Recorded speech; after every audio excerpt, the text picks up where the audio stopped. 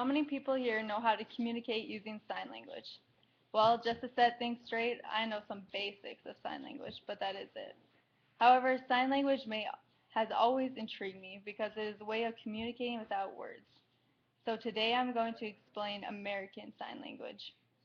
I'm going to inform you on the history of sign language, the people who use sign language, the challenges imposed on people who use sign language, and some basic structures of the language. First, I will explain the history of sign language. According to the internet source, National Institute on Deafness and Other Communication Disorders, sign language is now the fourth most used language in the United States. At the time Mickey Flodden published his book Signing Illustrated, more than 20 million people in the United States were hard of hearing, and of those 20 million, 2 million were considered deaf. Flodden then goes on to tell us about the history of sign language. In the early 1500s, Giannino Cardano, an Italian physician, was first person credited with realizing that deaf people could be educated. In 1555, a Spanish monk by the name of Pedro de Fons was the first to successfully educate deaf children.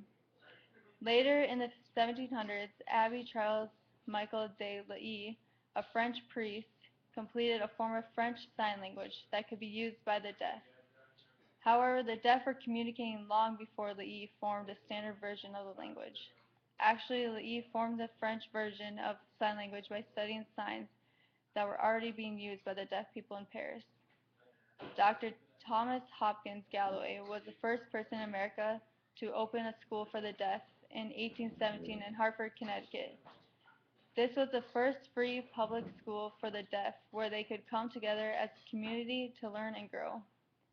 Second, I would like to explain the people who use sign language. The obvious people that use sign language would be the deaf community, or those who have impaired hearing. The National Institute on Deafness says that parents should introduce deaf children to sign language as early as possible to help acquire good communication skills. The website goes on to say that the first 6 months are the most crucial to a child's development of language skills. According to the book Talking with Your Hands, Listening with Your Eyes by Gabriel Grayson, deaf infants and hearing infants learn communicating skills in the same way through repetitious patterns. These repetitious patterns slowly form into constructive words, then phrases, and then sentences as the child grows from an infant to a toddler. Next, to better understand sign language and its importance, we need to consider the challenges that deaf people face.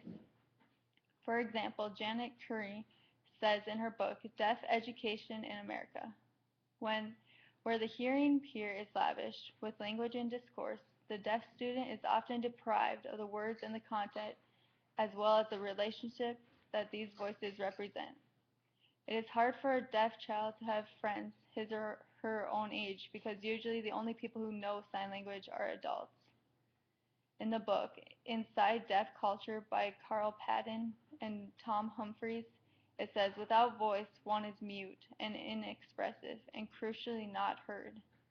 In a world filled with so much noise, it's a constant struggle for the deaf to be heard and noticed by those around them. Imagine living behind a soundproof wall. You can see all that is happening around you, but you feel slightly removed from it all because you can't hear the messages around you. Last, I would like to explain the basic structure of sign language. According to Signing for Dummies, whatever English can do, sign can do visually. However, sign language does not use prepositions or English language articles such as a, an, and the. Prepositions and English articles are assumed when signing. Example, when signing the dog, you would not sign the word the, it would be assumed. One more thing that is important to know when using sign language is the distinction between nouns and verbs. The example they use in the book Signing for Dummies is, in English we would say, please sit in this chair. In sign language, the sentence would be, this chair, please sit.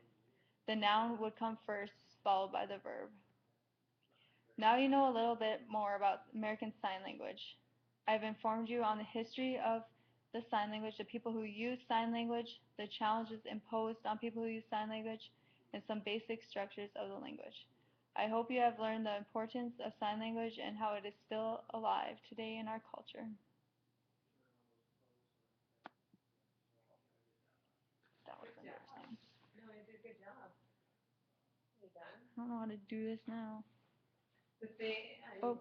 you did a flow